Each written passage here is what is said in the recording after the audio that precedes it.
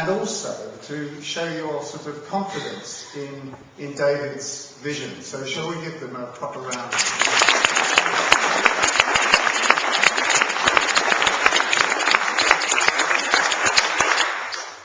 Now, as David has said, a key part of the vision is completing the project. And I honestly believe that this is now achievable. In a year's time, we expect the church to be being cleared, ready for a contractor to come in sometime January, February of next year. So we won't be able to have a meeting like this in a year's time. But in 2 years' time, I expect that we will have meetings like this and our services on Sunday, sitting on seats like there are at the front, looking down at a really nice stone floor, and with all the other things that I think most of you are familiar with.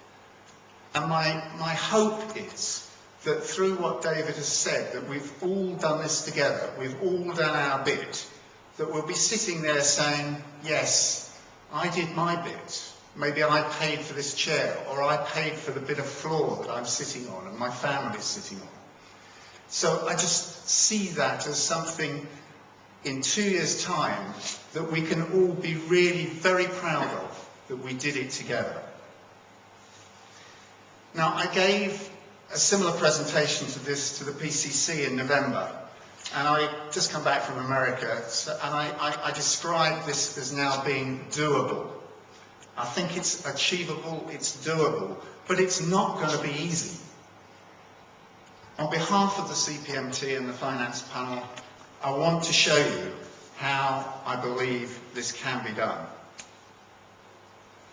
Well, first of all, how much is it going to cost? The estimate for the whole project, the chapter house and the reordering, is now £1.25 million. It's a fairly modest increase on the estimate that we've previously published, which was £1.2 million in 2007. Peter Knight and the CPMT have been looking at this very carefully, and our professional team are looking at it. But that is the target now. The chapter house cost a little bit over £750,000, so in very round terms, the reordering is expected to cost £500,000. That estimate makes a number of assumptions.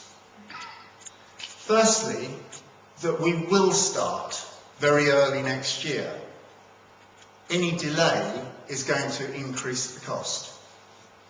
Furthermore, we are not taking bookings for weddings next year, and if we have to delay, that will mean not taking bookings for weddings into 2012.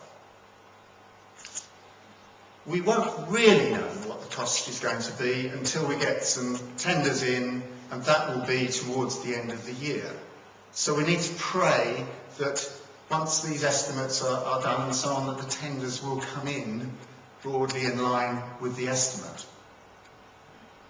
So there are almost bound to be some unforeseen costs. When we dig up this floor, we really don't know what we're going to find, other than a few patches that Ross has worked really hard on. We know what's under there, but it only covers probably 1% of the area. So we have made an allowance, quite a substantial allowance for unforeseen costs, but we need to pray that that's enough. I am assuming that we will be able to get enough new pledges probably over the next 5 years, or lasting 5 years, pledged now, but being paid over the next 5 years, and starting very quickly.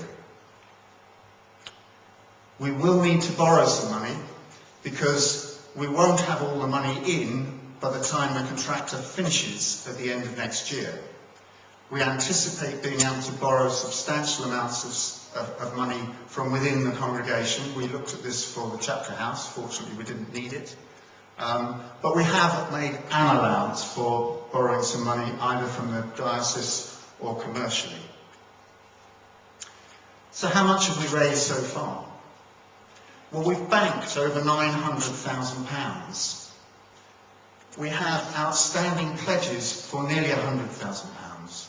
If you're good at mental arithmetic, you will realise that this evening I'm happy to announce for the first time that we have raised £1 million towards this project. I think that's something to celebrate.